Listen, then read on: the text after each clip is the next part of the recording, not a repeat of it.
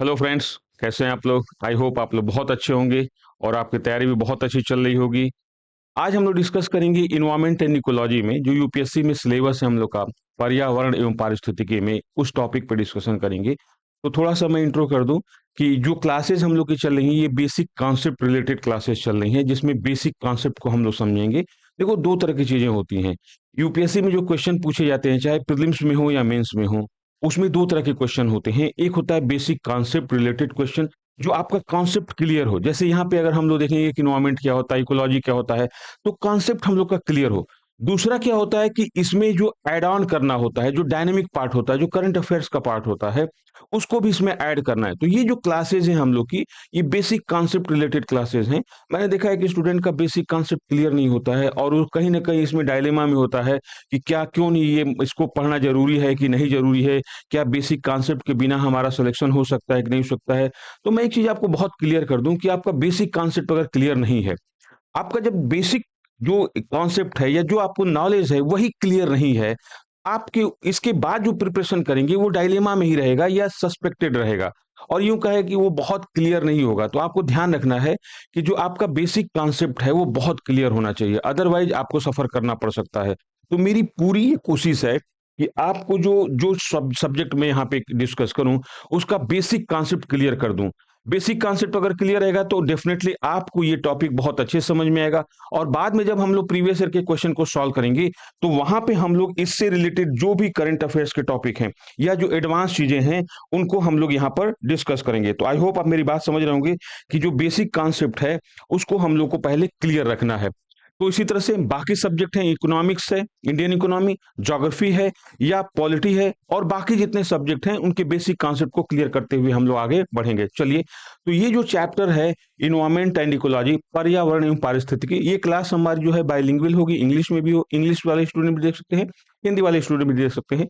जो यहाँ पर मटेरियल है वो इंग्लिश में ही है, बट मैं उसको हिंदी और इंग्लिश दोनों में एक्सप्लेन करूंगा, तो आपको कोई दिक्कत नहीं होगी, ठीक है। और हिंदी मीडियम के जो स्टूडेंट हैं उनको इतनी इंग्लिश तो आनी ही है, क्योंकि उनको क्वालिफाइंग पेपर भी देना है। तो यहाँ पर ध्यान रखिएगा कि प्योर हिंदी और प्योर इंग्लिश वाली कोई बात नहीं है, ठीक है। चलिए, तो इन्वायरमेंट एंड इकोलॉजी, पर्यावरण एवं पारिस्थितिकी, तो थोड़ा सा देख लेते हैं कि इस सब्जेक्ट का हमारे प्रीलिम्स में और मेंस में क्या इंपॉर्टेंस है। जाहिर सी बात है कि अगर हम ये पहले से डिसाइड कर लें या पहले से समझ लें, अपने माइंड में सेट कर लें कि ये सब्जेक्ट हमारे लिए कितना इंपॉर्टेंट है। इंपॉर्टेंट का मतलब है क्या, वेटेज कितना है हमारे प्रीलिम्स में और मेंस में, इसका वेटेज कितना है, तो इस सब्जेक्ट को डील करने में हमें ज्यादा आसानी होगी। आई होप मेरी बात समझ रहे होंगे। तो चलिए, यहाँ पे हम लोग थोड़ा सा देख लेते हैं कि इस सब्जेक्ट का कितना इंपॉर्टेंस है हमारे लिए। तो देखो, सबसे पहले अगर प्रीलिम्स के क्वेश्चन को देखा जाए, ईयर वाइज, ईयरली देखा जाए कि पर ईयर में या हर साल इससे कितने क्वेश्चन आते हैं इस सब्जेक्ट से, तो यहाँ पर देखेंगे आप कि इस सब्जेक्ट से जो क्वेश्चंस होते हैं, ठीक है, वो देखिए 2025 जो रिसेंट में एग्जाम हुआ है, इसमें जो क्वेश्चन है वो लगभग 12 क्वेश्चन हैं।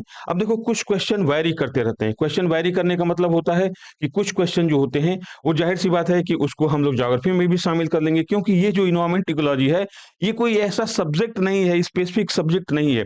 इसने क्या किया है, कुछ चीजें ज्योग्राफी से ली हुई हैं, कुछ बायोलॉजी से ली हुई हैं, कुछ जूलॉजी से ली हुई हैं, कोई फिजिक्स से लिया हुआ है, थोड़ा सा केमिस्ट्री से लिया हुआ है। तो एक क्या हुआ है ना कि ये उधार का सब्जेक्ट है, सबसे इकट्ठा किया हुआ है और एक सब्जेक्ट के रूप में इसको क्वाइंड कर दिया गया है या बना दिया गया है। बट आज के टाइम में जो इन्वायरमेंट इकोलॉजी है वो बहुत ज्यादा रिलेवेंट है। क्यों रिलेवेंट है, इसको डिस्कस करेंगे हम लोग। पहले तो ये देख लेते हैं कि इसका वेटेज क्या है हमारे प्रीलिम्स में और मेंस में। तो देखो, ये क्या है, 2025 में प्रीलिम्स में ये 12 क्वेश्चन आए हुए हैं। फिर 2024 में इससे 11 क्वेश्चन आए हुए हैं। फिर 2023 में इससे 19 क्वेश्चन आए हुए हैं। फिर 2022 में इससे 19 क्वेश्चन है और फिर 19 क्वेश्चन है अगेन। तो इसका जो एक ऑन एन एवरेज लिया जाए ना, तो वो क्या होता है, 15 टू 20 क्वेश्चन, मतलब 15 से लेके 20 प्रश्न तक इस सब्जेक्ट से आते हैं, पर्यावरण एवं पारिस्थितिकी से, इन्वायरमेंट एंड इकोलॉजी से। और हमारा पूरा जो पेपर होता है, जीएस फर्स्ट जो होता है, ये जीएस फर्स्ट कितने क्वेश्चन का होता है, 100 क्वेश्चन का होता है, और इसके मार्क्स कितने होते हैं, ये 200 नंबर के होते हैं। तो इट मींस कि अगर 100 क्वेश्चन में से 15 से 20 क्वेश्चन जो है इन्वायरमेंट इकोलॉजी के होते हैं, तो ये बहुत बड़ा एक सिग्निफिकेंट पार्ट है हमारे सिलेबस का या हमारे पूरे जीएस के जो क्वेश्चन हैं इसका। अब आता है कि इतना ज्यादा क्वेश्चन प्रीलिम्स में इन्वायरमेंट एंड इकोलॉजी का क्यों होता है। तो इसका एक रीजन ये है कि जो प्रीलिम्स का पेपर होता है यूपीएससी मतलब आईएएस का, उसी के साथ, आईएएस के पेपर के साथ ही एक और पेपर होता है इंडियन फॉरेस्ट सर्विस का, भारतीय वन सेवा का भी पेपर होता है। तो एक्चुअल में जो होता है वन सेवा के जो अधिकारी होते हैं, फॉरेस्ट सर्विस के जो ऑफिसर्स होते हैं, उनका भी सेम पेपर होता है। पेपर कॉमन होता है प्रीलिम्स का, मेंस का अलग-अलग हो जाता है दोनों का, बट प्रीलिम्स का पेपर कॉमन होता है। तो यहाँ पे जो ये एनवायरनमेंट एंड इकोलॉजी का क्वेश्चन ज़्यादा जो होते हैं, ये एक्चुअल में उनको ध्यान में रखकर डिजाइन किए होते हैं या इंक्लूड किए गए होते हैं। बट हम लोग इसके लपेटे में आ जाते हैं, जो सिविल सर्विस वाले हैं या जिनको हम लोग बोल देते हैं आईएएस, आईपीएस और आईएफएस और आईआरएस वाले जो देने वाले स्टूडेंट होते हैं, वो इसके लपेटे में आ जाते हैं। बट क्वेश्चन तो हमको करना ही करना है, ठीक है। और इसी के साथ अगर हम ज्योग्राफी को जोड़ लें, तो ज्योग्राफी के और जब इन्वायरमेंट इकोलॉजी के क्वेश्चन को जोड़ लेते हैं एक साथ, तो ये जो सेगमेंट हो जाता है, ये ऑलमोस्ट 30 टू 35 क्वेश्चन के बीच में जाके बैठता है। इसका मतलब है कि जो ज्योग्राफी है और इन्वायरमेंट इकोलॉजी है, अगर इन दोनों सेक्शन को एक साथ अगर हम समराइज कर दें या एक साथ इंक्लूड कर दें, तो हमारे जो क्वेश्चन का कुल जो पार्ट होता है, वेटेज होता है, वो 30 टू 35 क्वेश्चन हो जाता है। इट मीन्स कि 30 टू 35% आप टोटल क्वेश्चन हो जाता है, ये कुल प्रश्नों का 30 से 35% हो जाता है। अब देखो एक चीज ध्यान रखना है यहाँ पर कि ये जो इन्वायरमेंट इकोलॉजी का प्रीलिम्स में वेटेज है, यहाँ पर तो ध्यान रखना है कि प्रीलिम्स में ये इन्वायरमेंट इकोलॉजी है। मेंस में अगर देखा जाए तो मेंस में जीएस थर्ड पेपर जो है, जो जीएस थर्ड पेपर होता है, ठीक है, इस जीएस थर्ड पेपर में इन्वायरमेंट इकोलॉजी को इंक्लूड किया गया है along with Indian economy, science technology, ठीक है, डिजास्टर मैनेजमेंट। तो उसके साथ इसको इंक्लूड किया गया है थर्ड पेपर में। और थर्ड पेपर जो मेंस में जो थर्ड पेपर है, उसमें देखा जाए तो जीएस थर्ड पेपर में ये इसके जो पार्ट्स हैं या जो वेटेज हैं, जाहिर सी बात है कि जो मेंस थर्ड पेपर है या पूरे जीएस का पेपर होता है, वो 250 मार्क्स का एक पेपर होता है, ठीक है, 250 नंबर का जीएस का एक पेपर होता है। तो उसमें इसका जो इन्वायरमेंट इकोलॉजी का सेक्शन है, ये 40 टू 45 मार्क्स का होता है। मतलब ये कितने का होता है, 40 से 45 नंबर के सवाल ये हमारे पर्यावरण एवं पारिस्थितिकी से आते हैं जीएस थर्ड पेपर में, मेंस में। और ये क्वेश्चन मतलब हो गया 2 से 3 क्वेश्चन या कभी-कभी इससे भी ज़्यादा हो सकते हैं, ठीक है? तो ये उस सेक्शन में एक बहुत सिग्निफिकेंट है। और आप देखोगे कि जो जीएस का पेपर होता है, जीएस थर्ड पेपर होता है, आप जितने भी स्टूडेंट सेलेक्टेड हैं, उनका एक कॉमन कैरेक्टर देखोगे उनके क्वेश्चन का, तो एक चीज़ से आप ध्यान में देखिएगा कि उनका जीएस फर्स्ट पेपर में उनका बहुत अच्छा होगा, कि जीएस फर्स्ट पेपर में वो बहुत अच्छा कर रहे हैं, ठीक है? जीएस फर्स्ट में उनका बहुत अच्छा मार्क्स आया है, जीएस सेकंड में भी उनके अच्छे मार्क्स आए हैं, जीएस थर्ड में जाके उनका मार्क्स जो होता है वो इनके कंपैरिजन में कम होता है। जीएस फोर्थ जो पेपर है, इसमें भी इनके मार्क्स अच्छे होते हैं, लेकिन बहुत कम चांसेज हैं कि किसी स्टूडेंट का मार्क्स जो है वो जीएस थर्ड पेपर में उसके जीएस फर्स्ट, सेकंड या फोर्थ पेपर से ज्यादा हो। तो उसका रीजन ये है कि जीएस फर्स्ट पेपर में ट्रेडिशनल सब्जेक्ट्स हैं। ट्रेडिशनल सब्जेक्ट का मतलब क्या है, हिस्ट्री है, ज्योग्राफी है और इंडियन सोसाइटी है।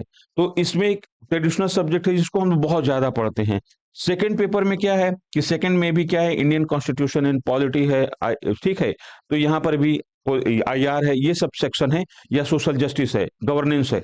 तो यहाँ पर भी क्या है कि ट्रेडिशनल सब्जेक्ट्स ज्यादा हैं जिनको हम लोग बहुत ज्यादा पढ़ते हैं। और एक स्टूडेंट जब प्रिपरेशन करता है तो देखोगे कि इन सब्जेक्ट्स पे सबसे ज्यादा फोकस करता है। हिस्ट्री को बहुत ज्यादा पढ़ेगा, ज्योग्राफी को बहुत ज्यादा पढ़ेगा, ठीक है, पॉलिटी को, इंडियन कॉन्स्टिट्यूशन को बहुत पढ़ेगा, ठीक है। फोर्थ पेपर क्या है, एथिक्स का है। फोर्थ पेपर इथिक्स का है। तो इथिक्स क्या है, दो तरह का होता है। पहला पार्ट जो होता है इसके कुछ थ्योरीज होती हैं, कुछ टर्म्स होते हैं, कुछ शब्दावली होती है, जैसे वैल्यू क्या है, सिंपैथी क्या है, इम्पैथी क्या है, ठीक है, मॉरलिटी, ये सब टर्म्स होते हैं।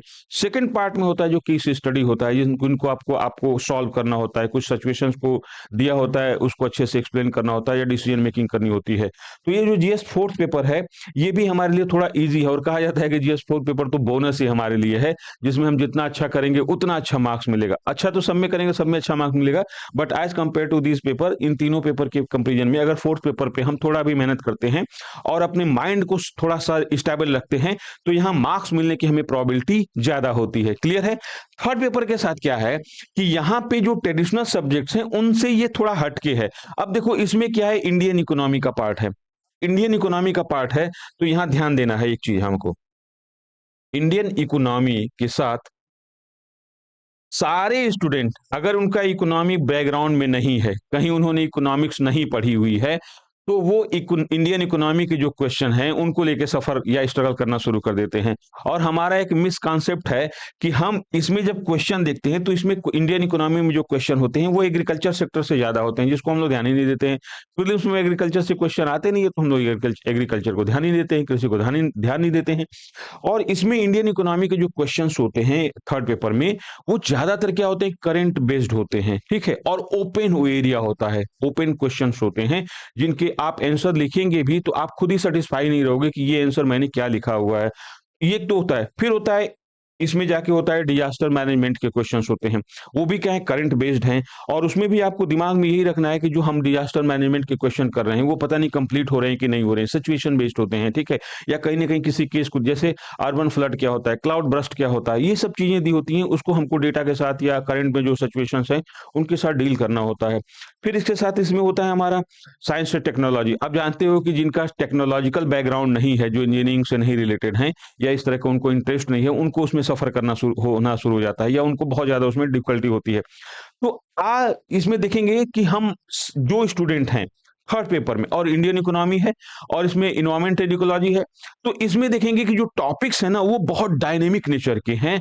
और ऑन एन एवरेज जो यूपीएससी के स्टूडेंट हैं उनको देखेंगे कि थर्ड पेपर में उनका कुछ न कुछ हाथ तंग ही रहता है, कि मतलब उनको यहाँ पे सफर करना रहता ही है। तो इसलिए यहाँ पे थर्ड पेपर में हमको मार्क्स मेंस में कम मिलता है। बट अगर स्ट्रेटजी सही अपनाई जाए, प्रैक्टिस सही हो हमारी, ठीक है, फोकस्ड हो हमारा, तो ये जो पेपर है थर्ड पेपर, ये आपको बहुत अच्छा मार्क्स दिला सकता है। क्योंकि इसके जो टॉपिक्स हैं उनमें बहुत ज्यादा आपको मेहनत नहीं करनी है, बेसिक कॉन्सेप्ट आपका थोड़ा क्लियर हो और इसमें आपको थोड़ी सी चीजें अपने हिसाब से इंटरप्रेट करनी आती हैं, या कहा जाए कि उनको एक्सप्लेन करना बहुत अच्छी तरीके से जाते हैं आता है, तो वहां पे आप कर सकते हैं। तो यहाँ ध्यान रखना है कि हम जो GS first paper, GS second paper और जीएस फोर्थ पेपर में जितना मेहनत करते हैं as compare to this paper, हम जीएस थर्ड पेपर में उतना ना तो मेहनत करते हैं और ना उतना फोकस्ड होकर काम करते हैं। तो इसीलिए जीएस थर्ड पेपर हमें हमेशा क्या देता है, कम मार्क्स देता है, या हमारे लिए एक होते जैसे होता है ना, चैलेंजिंग होता है। तो इसको हम लोग जब मेंस की तैयारी करेंगे तो वहां पे स्ट्रेटजी को डील करेंगे और हमारा क्या मेन स्ट्रेटजी होनी चाहिए और कैसे फोकस्ड एरिया को फाइंड आउट करना चाहिए, कैसे की पॉइंट्स को हमको फाइंड आउट करके क्वेश्चन को डील करना चाहिए, तो वहां पे हम लोग इसको डिस्कस करेंगे। आई होप आप इस चीज को समझ गए होंगे कि यहाँ पर जो हम देख रहे थे कि जो हमारा इन्वायरमेंट इकोलॉजी है, ये हम हमारे लिए कितना इंपॉर्टेंस रखता है प्रीलिम्स में, और ये जीएस थर्ड पेपर, मेंस का जो जीएस थर्ड पेपर है वहां ये कितना हमारे लिए इंपॉर्टेंस रखता है। अब एक क्वेश्चन यहाँ पे आता है कि जो जीएस के क्वेश्चंस होते हैं हमारे यूपीएससी में, जो इन्वायरमेंट इकोलॉजी में, इन्वायरमेंट इकोलॉजी सब्जेक्ट को जो जीएस में क्वेश्चन होते हैं, ये क्वेश्चन किस टाइप के होते हैं, इन इन क्वेश्चन का क्या नेचर होता है। तो जब इसको हम लोग देखते हैं कि जो ये क्वेश्चन किस टाइप के हैं, तो अगर एनालिसिस किया जाए, जब इसकी एनालिसिस करेंगे आप, तो वहां बहुत क्लियर है ये चीज बहुत क्लियर है कि जो इन्वायरमेंट इकोलॉजी के क्वेश्चंस होते हैं, ये बेसिकली जो होते हैं ये दो तरह के होते हैं। पहला तो होता है कि ये बेसिक कॉन्सेप्ट रिलेटेड क्वेश्चन होते हैं। बेसिक कॉन्सेप्ट रिलेटेड क्वेश्चन का मतलब है कि ये होगा कि बायोडाइवर्सिटी कंजर्वेशन मेथड क्या क्या है, इन सीटू, एक्स सीटू, स्वस्थाने, पर स्थाने, मतलब जो बेसिक कॉन्सेप्ट है, इकोसिस्टम क्या है, या फंक्शन ऑफ इकोसिस्टम कैसे होता है, एनर्जी फ्लो कैसे होता है, कौन प्राइमरी प्रोड्यूसर है, कौन प्राथमिक उत्पादक है, कौन प्राइमरी कंज्यूमर है, कौन प्राथमिक उपभोक्ता है, तो ये सब होते हैं। पॉल्यूशन क्या है, ठीक है, या कोई दे दिया कि ग्लोबल वार्मिंग, बायोडाइवर्सिटी क्या है, ग्लोबल वार्मिंग क्या है, जलवायु परिवर्तन क्या है, ये बेसिक कॉन्सेप्ट रिलेटेड क्वेश्चन होते हैं। क्लियर है। और दूसरा क्वेश्चन जो होता है करंट बेस्ड क्वेश्चन होते हैं, जो करंट अफेयर से रिलेटेड होते हैं। इसमें क्या है कि अगर कोई स्पीसीज इन्वेंट की गई है, खोजी गई है, उसके बारे में पूछ लिया, किसी स्पीसीज के बिहेवियर के बारे में पूछ लिया, ठीक है, या कोई रूल एंड रेगुलेशन जो पास किया गया है, बनाया गया है, उसके बारे में पूछ लिया। तो देखो दोनों तरह के क्वेश्चन होते हैं, बेसिक कॉन्सेप्ट रिलेटेड क्वेश्चन भी होते हैं और करंट अफेयर रिलेटेड क्वेश्चन भी होते हैं। अब हमारा आता है कि अप्रोच क्या होने चाहिए। तो मेरे हिसाब से कि जो बेसिक अगर कॉन्सेप्ट आपका क्लियर है, बेसिक कॉन्सेप्ट आपका क्लियर है, तो ये सेक्शन इन्वायरमेंट इकोलॉजी आपका थोड़ा स्ट्रांग है as compare to other subjects, ठीक है। तो यहां पर बेसिक कॉन्सेप्ट को क्लियर रखना बहुत इंपॉर्टेंट है आपके लिए। दूसरा करंट अफेयर में जो हम करंट अफेयर साल भर का पढ़ते हैं, पूरे 1 साल का जो करंट अफेयर पढ़ते हैं, उसमें देखो हमारा जो पर्पज़ होता है ना, वो ज़्यादातर हम लोग फ़ोकस होते हैं पॉलिटिकल न्यूज़ को लेकर। पॉलिटिकल न्यूज़ को लेकर बहुत ज़्यादा हम लोग फ़ोकस्ड होते हैं। उसमें जो एनवायरनमेंट इकोलॉजी रिलेटेड जो न्यूज़ होती हैं या हम उसमें इकोनॉमिकल इश्यूज़ को लेके बहुत ज़्यादा पजेसिव हो जाते हैं और उसको पे बहुत फ़ोकस हो जाते हैं। जो एनवायरनमेंट को रिलेटेड या एनवायरनमेंट से रिलेटेड जो करंट अफेयर्स के जो मैटर होते हैं, उसको हम लोग बहुत ज़्यादा कंसर्न नहीं करते हैं या उसको हम लोग बहुत ज़्यादा उस पे चर्चा नहीं करते हैं या उसकी फ़िक्र भी नहीं करते हैं हम लोग। इसका ये जो नतीजा होता है कि एनवायरनमेंट इकोलॉजी हमको हमेशा टफ लगता है। और दूसरा मैंने देखा है, एक स्टूडेंट के बीच में देखा है कि वो क्या करते हैं ना कि यूपीएससी जहाँ से क्वेश्चन पूछना शुरू करता है, वो उस एरिया को कवर ही नहीं करते हैं। अब ज़ाहिर-सी बात है कि हम लोग क्या करते हैं, कुछ ऐसे जनरल इन्फॉर्मेशन वाले न्यूज़पेपर पढ़ते हैं या मैगज़ीन्स पढ़ते हैं। एनवायरनमेंट इकोलॉजी के जो क्वेश्चन होते हैं, बेसिक कांसेप्ट वाले क्वेश्चन तो थोड़ा ईज़ी होते हैं, बट करंट अफेयर्स जब इसमें क्वेश्चन जो करंट अफेयर एरियाज़ के होते हैं, जो समसामयिक घटनाओं के क्षेत्र के प्रश्न होते हैं, ख़ास करके जो एनवायरनमेंट इकोलॉजी है, वो थोड़ा डेप्थ में जाते हैं। डेप्थ में जाते हैं तो इसलिए हमको यहाँ पर बहुत डिफ़िकल्टी होती है कि भाई ये क्वेश्चन तो बड़ा टफ है, हम पता नहीं कर पाएँगे कि नहीं कर पाएँगे।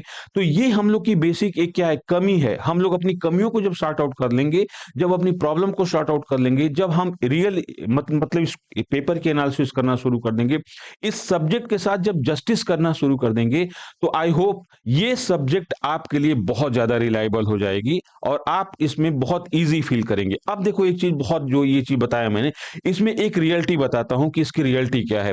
दरअसल हम लोग सब्जेक्ट की जब जब यूपीएससी की तैयारी करते हैं या किसी भी एग्जाम की जब तैयारी करते हैं आप, तो आपके अंदर एक बायसनेस आ जाती है। बायसनेस आ जाती है क्या कि आप कुछ चीज़ों को लेके पूर्वाग्रह से ग्रसित हो जाते हैं। कैसे एक होता है कि अगर हमारे मन में एक कॉन्सेप्ट है कि ये सब्जेक्ट बहुत ईज़ी है और ये सब्जेक्ट बहुत टफ है, तो हम इस चीज़ को सोचना समझना शुरू कर देते हैं। जैसे हमको किसी दोस्त ने कहा या हमारे किसी सीनियर ने कहा या हमारे मैं जहाँ पढ़ रहा हूँ या आप जहाँ पढ़ रहे हैं, वहाँ किसी टीचर ने कह दिया, किसी फैकल्टी ने कह दिया कि भाई ये सब्जेक्ट बहुत सरल है, ये सब्जेक्ट बहुत टफ है। तो हम उसके हिसाब से चीज़ें सोचना शुरू कर देते हैं। हम इतना जजमेंटल हो जाते हैं कि दूसरे के स्टेटमेंट को लेकर हम अपना इवैल्यूएशन कर देते हैं कि भाई उसने कहा कि ये सब्जेक्ट सही है, तो सही है, ये सब्जेक्ट टफ है, तो टफ है। ये हमारा जजमेंट हो जाता है, किसी दूसरे के परसेप्शन को हम लोग अपने ऊपर इम्पोज़ कर लेते हैं। तो मेरा ये मानना है कि आप दूसरे की स्ट्रेंथ या दूसरे की वीकनेस के आधार पे अपना इवैल्यूएशन मत करो। आप खुद उस सब्जेक्ट को पढ़ो, उस सब्जेक्ट के प्रीवियस ईयर के क्वेश्चन को सॉल्व करो और देखो कि वाक़ई में ये सब्जेक्ट टफ है या ईज़ी है, तब उसके आधार पे आप जजमेंट लो कि हाँ, ये सब्जेक्ट टफ है या ईज़ी है। यूपीएससी में ख़ासकर मैंने देखा है कि वो स्टूडेंट जो तैयारी करते हैं बट उनके माइंड में ये कहीं न कहीं से मिसकॉन्सेप्ट आ जाता है सब्जेक्ट्स को लेकर या टॉपिक्स को लेके कि ये सरल है, ये कठिन है। देखो मैं एक चीज़ ध्यान से बता रहा हूँ कि यूपीएससी मेरा भी बहुत अच्छा एक्सपीरियंस रहा यूपीएससी में और मैंने यूपीएससी के क्वेश्चन की जब एनालिसिस की है, तो ये मैंने पाया है कि यूपीएससी किसी सब्जेक्ट को ना तो सरल छोड़ता है और ना बहुत टफ करता है। वो सबको क्या करता है कि एक सिमिलर पैरामीटर पर ले आके स्टेबल कर देता है। तो यहाँ पे किसी सब्जेक्ट को सरल और कठिन होने का पैरामीटर तो एलिमिनेट कर देता है यूपीएससी, क्योंकि वो सरल सब्जेक्ट को भी इस स्टैंडर्ड या इस हाइप पे ले जाता है क्वेश्चन उसके कि वो सरल रह नहीं जाता है। और जो बहुत टफ होता है वो जानता है कमीशन कि बहुत टफ क्वेश्चन, जैसे कुछ जो आर्ट साइंस के स्टूडेंट होते हैं वो hardcore chemistry, physics, biology, botany, zoology से डरते हैं। तो भाई कमीशन वो कहाँ हार्डकोर वाली साइंस पूछता है कि आपसे हार्डकोर साइंस पूछ रहा है वो, ठीक है? या जो मेटाफिजिक्स पूछ दे या क्वांटम थ्योरी पूछ, ऐसा कुछ तो पूछता नहीं है कि आपको हार्डकोर फिजिक्स आनी चाहिए, हार्डकोर केमिस्ट्री आनी चाहिए, ठीक है? तो वो किसी भी सब्जेक्ट को ना तो बहुत ईज़ी लेवल पे लाता है और ना ही बहुत टफ लेवल पर ले जाता है। वो ये जानता है कि जो हमारा स्टूडेंट इस क्वेश्चन को देख रहा है या करेगा, वो एक सामान्य ज्ञान के स्तर का ही है और यही हमको फाइंड आउट करना है।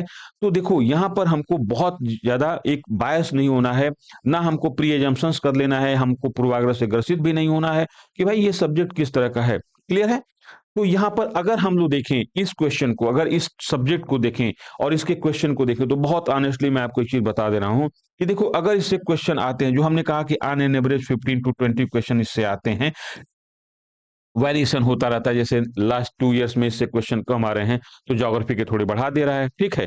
बट अगर करंट अफेयर के टॉपिक को भी या करंट अफेयर में जो क्वेश्चन आए हुए उसमें अगर इंक्लूड किया जाए तो इसका ऑन एन एवरेज जो सेक्शन है वो 15 क्वेश्चन टू 20 क्वेश्चन तक जाता है। अब देखो मेरा जो परसेप्शन है, मेरी जो एनालिसिस है, और इस चीज को देखेंगे हम लोग कि इसमें जो क्वेश्चन होते हैं इसको ऑन एन एवरेज अगर हम जितना अदर सब्जेक्ट में मेहनत करते हैं, जैसे हिस्ट्री में जो हम मेहनत करते हैं, ज्योग्राफी में जितनी मेहनत करते हैं, इंडियन इकोनॉमी में जितनी मेहनत करते हैं, पॉलिटी एंड इंडियन कॉन्स्टिट्यूशन में जितनी मेहनत करते हैं, साइंस टेक्नोलॉजी में जितनी मेहनत करते हैं, अगर उस रेशियो में मेहनत करते हैं तो इसके क्वेश्चन को हम इजीली कम से कम अगर 15 क्वेश्चन 20 क्वेश्चन पूछ रहा है, मैं एक लेकर चल रहा हूं मैक्सिमम लिमिट की 20 क्वेश्चन अगर पूछ रहा है, अगर इन्वायरमेंट इकोलॉजी से प्रीलिम्स में 20 क्वेश्चन पूछ रहा है और जितना बाकी सब्जेक्ट्स पे हम मेहनत करते हैं, तो यहां पे हम इस सब्जेक्ट से 12 से लेके 14 क्वेश्चन करने में कैपेबल होंगे। इजीली मैं बता रहा हूं, मैं ये बढ़ा के नहीं बताऊंगा कि नहीं उतनी मेहनत करोगे तो उससे ज्यादा क्वेश्चन कर ले जाओगे, ठीक है? क्योंकि अभी सब्जेक्ट की जब इसके सिलेबस की एनालिसिस करेंगे तो हम देखेंगे कि क्वेश्चन कहां से सबसे ज्यादा पूछता है कमीशन, ठीक है? लास्ट 5 ईयर में सबसे ज्यादा क्वेश्चन किस एरिया से पूछ रहा है, तो मैं आपको बहुत इजीली बता रहा हूं कि इससे आप 12 से 14 क्वेश्चन कर ले जाओगे। और बहुत अगर अच्छी आपकी तैयारी है, करंट अफेयर में बहुत अच्छा आपने किया हुआ है, बहुत अच्छे तरीके से सेक्शन को कवर किया हुआ है, तो इसमें आप 15 टू 16 क्वेश्चन कर सकते हो, ठीक है? लेकिन लेकिन ध्यान रखना है, इस इन्वायरमेंट इकोलॉजी सेक्शन में 3 से 4 क्वेश्चन कमीशन ऐसा पूछता है जिसके लिए आपकी तैयारी बहुत हाई लेवल की होनी चाहिए। बहुत ज्यादा इन्वायरमेंट एंड इकोलॉजी में आप घुसे हुए हैं, या तो आपका बैकग्राउंड बहुत अच्छा हो, आपने कहीं से इन्वायरमेंटल साइंस पढ़ी हुई है, तो तब जाके आप 16 क्वेश्चन से ज्यादा कर सकते हैं। क्लियर है? लेकिन ज्योग्राफी में देखो बता देता हूं कि ज्योग्राफी में अगर 15 सवाल पूछ रहा है और बाकी सब्जेक्ट की तरह से ही ज्योग्राफी में आपने मेहनत की है, तो यहां पे आप 15 सवाल में से इजीली 12 सवाल कर सकते हो। और मैंने किया हुआ है, तब मैं बता रहा हूं कि ज्योग्राफी में इसके साथ ये चीज है कि आप अच्छा मेहनत करेंगे तो ज्योग्राफी में आप बहुत अच्छा भी ले जा सकते हैं। इन्वायरमेंट इकोलॉजी के साथ ऐसा नहीं है। इन्वायरमेंट इकोलॉजी में जो सेक्शन का क्लासिफिकेशन है या जो क्वेश्चन का एरिया होता है या क्राइटेरिया होता है कमीशन, उसमें थोड़ा सा वो कुछ क्वेश्चन को बहुत हार्ड रखता है, ठीक है? अब क्यों रखता है कि जो यहाँ पे हमने बताया कि एक जो सेक्शन है इन्वायरमेंट इकोलॉजी का, ये किसके लिए डिजाइन किया जाता है? ये किया जाता है आईएफएस के लिए, इंडियन फॉरेस्ट सर्विसेज के लिए डिजाइन किया जाता है। तो इसमें हमको ध्यान रखना है कि सेलेक्टिव हो जाना है। अभी मैं एक सिलेबस की एनालिसिस करूंगा कि कितना कौन कौन चैप्टर हैं या कौन कौन टॉपिक्स हैं और कहाँ कहाँ से सबसे ज्यादा क्वेश्चन पूछे जाते हैं इन्वायरमेंट इकोलॉजी में, तो उसके अकॉर्डिंग हमको क्या करना है, इस जो हमारा सिलेबस है या जो हमारा प्रीवियस ईयर का क्वेश्चन है उसको हमको उसके आधार पे हम सेलेक्ट हो जाना है कि किस एरिया पे फोकस करना है। तो कम से कम मेहनत पे इन्वायरमेंट एंड इकोलॉजी में एक ऐसा हम बेंचमार्क क्रॉस कर सकें जो प्रीलिम्स के क्वालिफाइंग होने में हमारे लिए बैरियर ना हो ये सब्जेक्ट, ठीक ठीक है? और मैंने देखा है कि स्टूडेंट दो तरह के होते हैं, परसेप्शन भी दो तरह का होता है, हर सब्जेक्ट में दो तरह के परसेप्शन होते हैं। कुछ स्टूडेंट को लगता है कि ये सब्जेक्ट बहुत टफ है, कुछ स्टूडेंट को लगता है कि ये सब्जेक्ट बहुत सरल है। जैसे जिनका साइंस बैकग्राउंड वाले हैं, जो मैथमेटिक्स वाले बैकग्राउंड के हैं, उनको हिस्ट्री हमेशा पेनफुल लगता है कि भाई ये हिस्ट्री क्या है, ये मजा नहीं आता इसमें, ठीक है? और जो जैसे मान लेते हैं कि जो ह्यूमनिटी वाले हैं, उनको लगता है कि भाई साइंस से टेक्नोलॉजी और साइंस क्या है, या इंडियन इकोनॉमी जिनका बैकग्राउंड में कभी नहीं पढ़ा है उन्होंने, तो उनको लगता है कि यार इंडियन इकोनॉमी में इतना ज्यादा डिफिकल्टी है और मिसकॉन्सेप्ट है इंडियन इकोनॉमी को लेके। उसको रियली आप पढ़ेंगे, जब उस प्रीवियस ईयर के क्वेश्चन के एनालिसिस करेंगे तो देखेंगे कि हम जो जजमेंट दे रहे थे वो इकोनॉमिक्स के लिए दे रहे थे, लेकिन एक्चुअल में हमारे जो यूपीएससी में इकोनॉमिक्स नहीं पूछी जाती है, इंडियन इकोनॉमी पूछी जाती है। अर्थशास्त्र नहीं पूछा जाता है, अर्थव्यवस्था पूछी जाती है। तो थोड़ा सा हम लोग को जजमेंटल हो जाते हैं, तो हम बायस भी हो जाते हैं, उसी के आधार पे अपना स्टेटमेंट या अपना कॉन्सेप्ट भी बना लेते हैं या अपनी सोच भी विकसित कर लेते हैं। तो यहाँ पर ध्यान रखना है कि जो हमारा इन्वायरमेंट इकोलॉजी का सेक्शन है, ये हमारे लिए इंपॉर्टेंट तो है, ये महत्वपूर्ण तो है, लेकिन इसी के साथ साथ हमारा जो एक होता है फोकस्ड एरिया है, उनको डिफाइन करना है। तो यहाँ पे हमने शॉर्ट में आपको बताया कि इन्वायरमेंट इकोलॉजी के क्वेश्चन कितने आते हैं प्रीलिम्स में और मेंस में इसका वेटेज क्या है। क्वेश्चन किस तरह के होते हैं, एक होते हैं बेसिक कॉन्सेप्ट रिलेटेड क्वेश्चन और दूसरे हैं करंट अफेयर बेस्ड क्वेश्चन, ठीक है? हमारी अप्रोच क्या होनी चाहिए, जैसे जैसे हम बेसिक कॉन्सेप्ट को डील करेंगे, जैसे जैसे हम बेसिक कॉन्सेप्ट या फंडा जो फाउंडेशन इसका बैच चलता जाएगा, वो वैसे वैसे हम बेसिक कॉन्सेप्ट को क्लियर करते जाएंगे। और जब प्रीवियस ईयर के क्वेश्चन को हम डिस्कस करेंगे तो वहां पे देखेंगे कि अगर हम करंट पढ़ते हैं, लास्ट 1 ईयर का करंट पढ़ते हैं, तो हमको क्या अप्रोच एडॉप्ट करनी है या किस अप्रोच के साथ क्वेश्चन को डील करना है। क्लियर है? तो यहाँ पर तो हमने देखा। अब थोड़ा-सा हम बात कर लेते हैं कि जो सिलेबस है, ठीक है? सिलेबस के बारे में बात कर लेते हैं। तो देखो यूपीएससी में क्या है ना कि सिलेबस का बहुत क्लासिफिकेशन तो करता नहीं यूपीएससी, या ना बहुत डीप में जाके सिलेबस को डिफाइन करता है कि ये क्या सिलेबस है। बस प्रीलिम्स में एक लाइन में लिख दिया एनवायरनमेंट इकोलॉजी के बारे में, एक लाइन लिख दिया ज्योग्राफी के बारे में, मेंस में थोड़ा-सा बढ़ा दिया क्या है। तो इसका आधार पे यूपीएससी तो बहुत क्लियरिफाई नहीं करता है भाई, और ना ही बहुत माइक्रो एनालिसिस करता है सिलेबस का। अब इस सिलेबस की एनालिसिस किस बेस पे की जाती है? तो ये प्रीवियस ईयर के क्वेश्चन के बेस पे की जाती है, या रिलेटेड टॉपिक के बेस पे की जाती है कि भाई ये टॉपिक पूछा है, ये क्वेश्चन पूछा है, ये क्वेश्चन इस टॉपिक से रिलेटेड है, बट इस टॉपिक को कंप्लीट करने के लिए हमको ये टॉपिक भी पढ़ना पड़ेगा। तो ये होता है प्रीवियस ईयर क्वेश्चन के आधार पे इसकी एनालिसिस की जाती है। अब देखो जो ब्रॉडली हम लोग सिलेबस को क्लासिफाइड करते हैं, उसमें देखो मैं सिलेबस को 3 भाग में डिवाइड करके देखता हूं। जो यूपीएससी का सिलेबस है उसको 3 भाग में मैं डिवाइड करके देखता हूं, जो एनवायरनमेंट इकोलॉजी सब्जेक्ट का है। तो पहले थोड़ा सा हम देख लेते हैं कि ये सिलेबस क्या है, फिर मैं बताऊंगा कि 3 भाग में डिवाइड करके कैसे देखना है, और हमारी अप्रोच क्या होनी चाहिए, और कौन से वो सेक्शन है जहां से सबसे ज्यादा क्वेश्चन पूछे जाते हैं एनवायरनमेंट एंड इकोलॉजी से, पर्यावरण एवं पारिस्थितिकी से। तो पहला जो कॉन्सेप्ट है वो है इन्वायरमेंट। इन्वायरमेंट क्या है, इकोलॉजी क्या है, इकोसिस्टम क्या है, ठीक है? ये 3 जो कॉन्सेप्ट हैं इनको क्लियर होना चाहिए। कहीं ना कहीं जब हम यूपीएससी, बहुत से स्टूडेंट को मैंने देखा है कि यूपीएससी की तैयारी कर रहे हैं, एक प्रीलिम्स भी निकाल लिया, मेंस भी निकाल लिया, बहुत से स्टूडेंट को मैंने देखा है, बट इसके बीच में बेसिक डिफरेंट क्या है और रिलेशन क्या इनके बीच में आपस में, वही क्लियर नहीं उनका। तो बेसिक कॉन्सेप्ट क्लियर होना बहुत जरूरी है यूपीएससी के लिए, क्लियर है? अदरवाइज सिलेक्शन हमेशा सस्पेक्टेड रहेगा।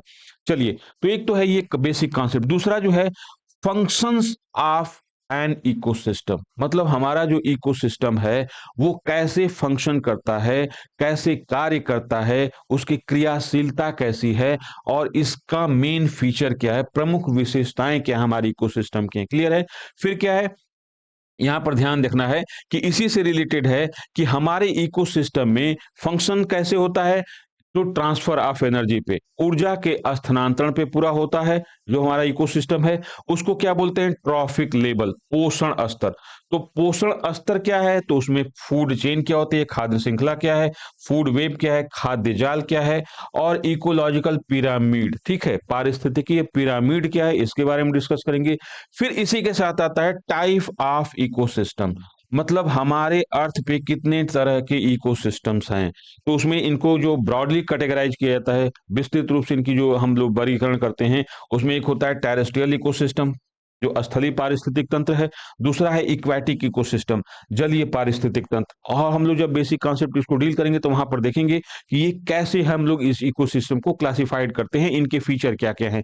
फिर इसके बाद आता है बायो जियो केमिकल साइकिल, जैव भू रसायन चक्र, मतलब हमारे इकोसिस्टम में जो मैटर्स हैं, जो पदार्थ हैं, ये कैसे चक्रीय भाग से या कैसे चक्रण करते हैं। तो हाइड्रोजन साइकिल क्या है, ठीक है, जिसको वाटर साइकिल बोलते हैं। कार्बन साइकिल क्या है, ठीक है, कार्बन चक्र क्या है। फिर इसके बाद देखते हैं ऑक्सीजन साइकिल क्या है, ऑक्सीजन चक्र क्या है। कार्बन डाइऑक्साइड साइकिल क्या है, कार्बन डाइऑक्साइड चक्र क्या है। तो इस तरह से देखेंगे कि विभिन्न तरह के चक्र क्या हैं और हमारे इकोसिस्टम के लिए इनका इंपॉर्टेंस क्या है। फिर इसके बाद आता है, यहां से शुरू होता है बायोडायवर्सिटी का चैप्टर। ये तो बेसिक है कि हमारा पूरा जो बायोडायवर्सिटी है वो डिपेंड किस पे है, ये देखें। फिर एक होता है बायोडायवर्सिटी। अब इससे रिलेटेड जो होते हैं कॉन्सेप्ट और टर्म्स क्या है। कॉन्सेप्ट का मतलब बायोडायवर्सिटी के कॉन्सेप्ट क्या है, किसको बायोडायवर्सिटी कहते हैं, बायोडायवर्सिटी के टाइप क्या है, जैव विविधता के प्रकार क्या हैं, और इससे रिलेटेड टर्म्स क्या हैं, जैसे इकोलॉजिकल सक्सेशन, पारिस्थितिकी अनुक्रमण क्या है, ठीक है, बायो मैग्निफिकेशन क्या है, जैव आवर्धन क्या है, बायो एक्युमुलेशन क्या है, जैव संवर्धन, जैव एक संचयन क्या है, ये सब। या कहीं पे आप इकोटोन शब्द सुनते हैं, इनका क्या मतलब है। तो जो इससे बायोडायवर्सिटी से रिलेटेड टर्म्स हैं वो कौन कौन से हैं। फिर क्या है बायोडायवर्सिटी कंजर्वेशन। अब बायोडायवर्सिटी कंजर्वेशन मेथड क्या है, जैव विविधता संरक्षण की विधियां क्या है। तो आप देखेंगे इन सीटू मेथड्स है जिसको स्वस्थानिक कहते हैं। फिर एक्स सीटू मेथड है जिसको पर स्थानिक कहते हैं। फिर क्या है affect of human activities on environment. आज के समय में मानव की वो कौन सी गतिविधियां हैं जो हमारे पर्यावरण को अफेक्ट कर रही हैं या उसको प्रभावित कर रही हैं।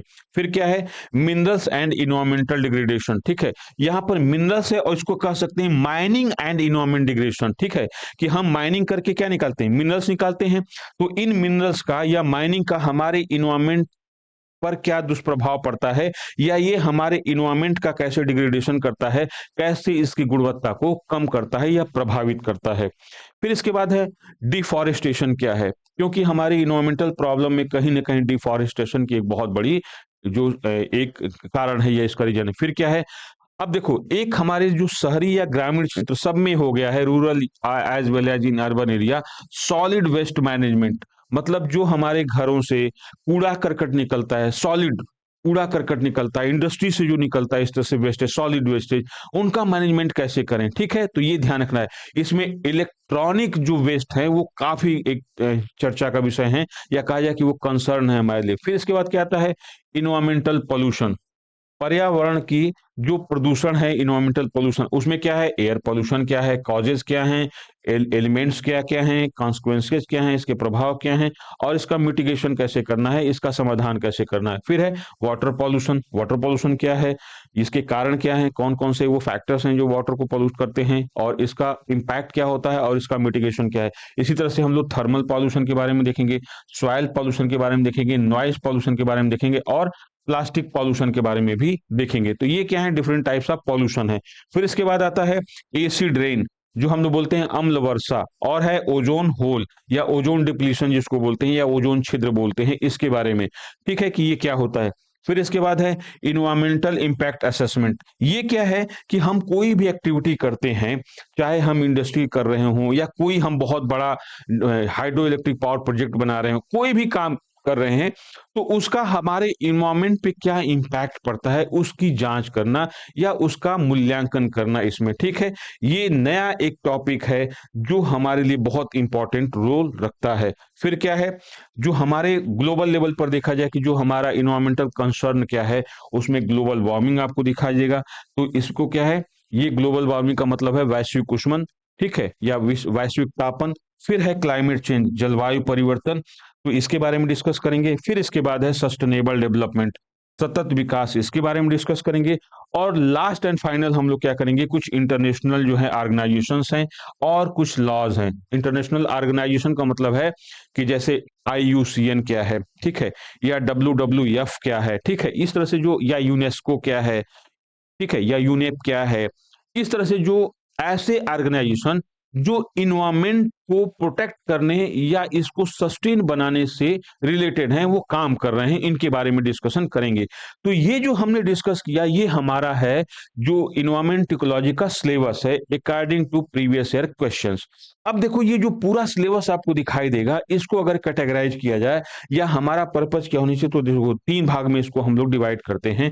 पहला, हमको सबसे ज्यादा बेसिक किस पे फोकस करना है, तो हमको करना है बायोडाइवर्सिटी, ठीक है,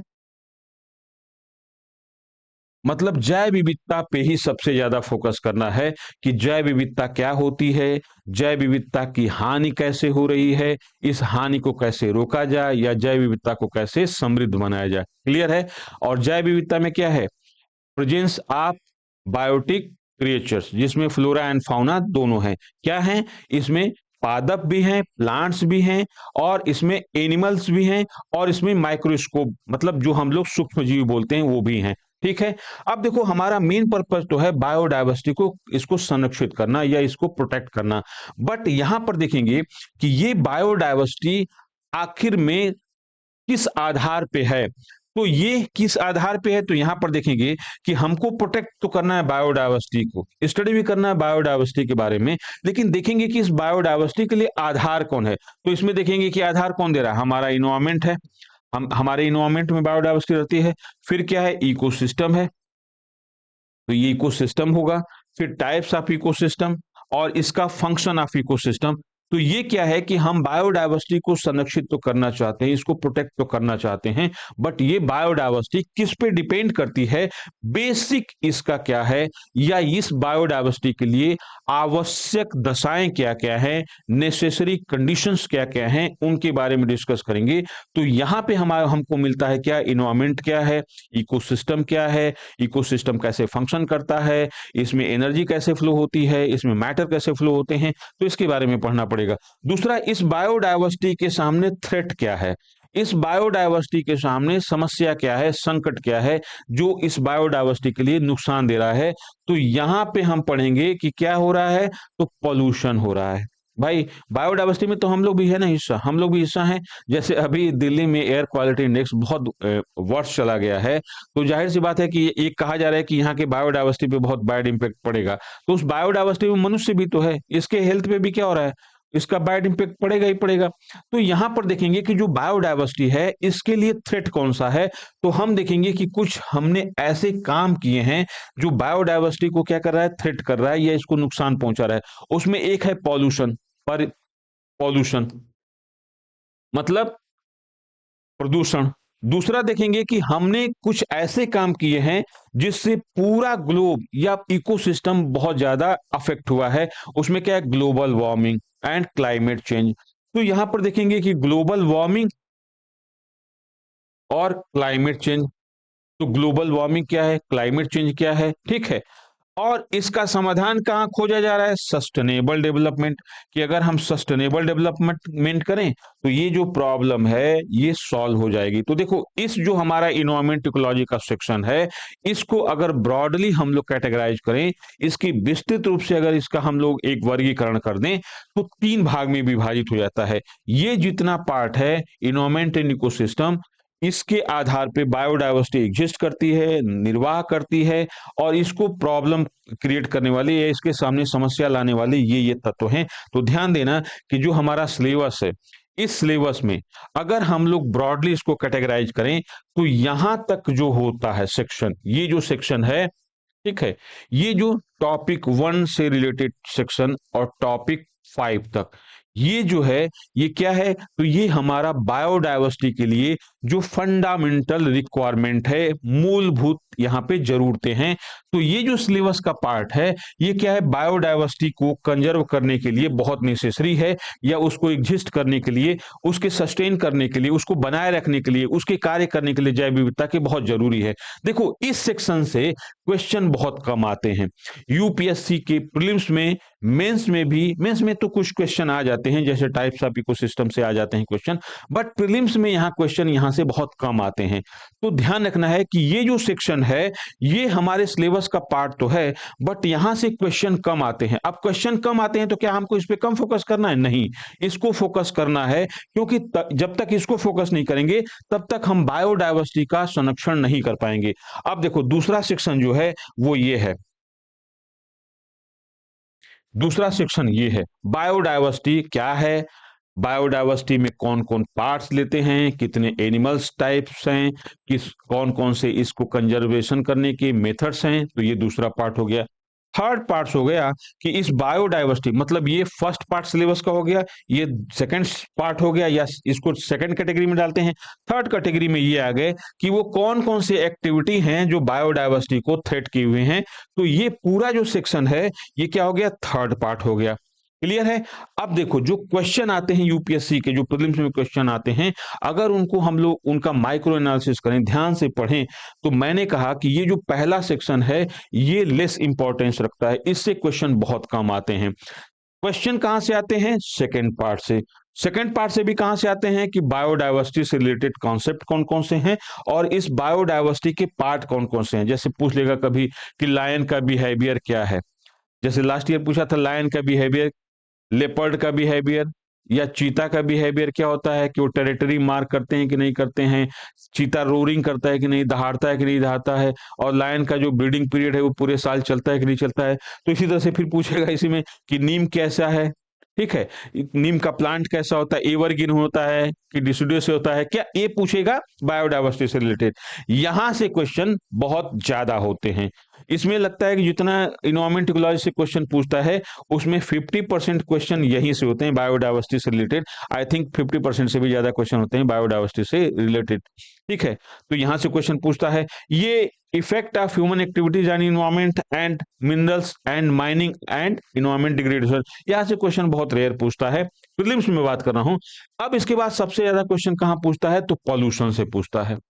सबसे ज्यादा क्वेश्चन कहां से पूछता है, पॉल्यूशन से। उसमें क्या करता है कि पॉल्यूशन और पॉल्यूटेड जो पॉल्यूटेंट हैं, जो पॉल्यूट हो रहा है, जो कर रहा है, उससे क्वेश्चन पूछते हैं। जैसे एयर पॉल्यूशन में सल्फर डाइऑक्साइड, उससे क्वेश्चन उठा के पूछ लेगा। बेंजीन से उठा के क्वेश्चन पूछ लेगा। या वाटर पॉल्यूशन को जो कर रहे हैं आर्सेनिक, उससे क्वेश्चन पूछ लेगा। ठीक है, या नाइट्रेट से उठा के क्वेश्चन पूछ लेगा।